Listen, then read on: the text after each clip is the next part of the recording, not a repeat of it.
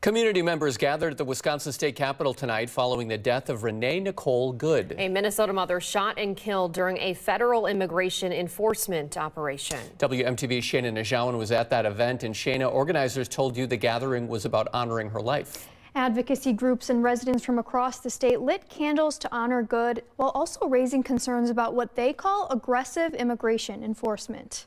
The candles and the vigil is really to honor the tragic loss of life. Candles flickered outside the Wisconsin State Capitol Friday evening as community members gathered to mourn the death of Renee Nicole Good. A mother of 3 children, someone who cared deeply about other people, who was participating as part of a community support network. Voces de la Frontera helped organize the vigil along with other advocacy groups across the state. It really, could have been any one of us. Executive Director Christine Newman-Ortiz says similar events have taken place in Milwaukee and beyond. We can't erase what happened, but we can change the future. And people are doing what we need to do to condemn this kind of behavior, this excessive use of force against peaceful protesters. ICE agents are domestic terrorists. I made this back in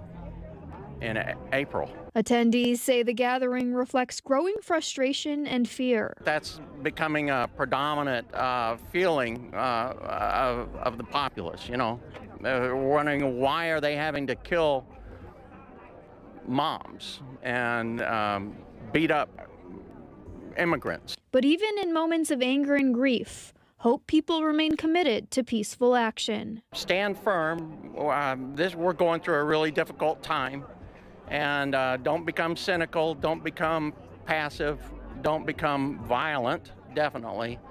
We're going to work this out.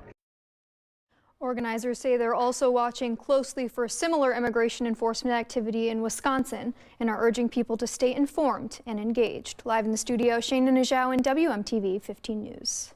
Shayna, thank you. A nonviolent protest is also scheduled in Baraboo tomorrow from 10 a.m. to noon.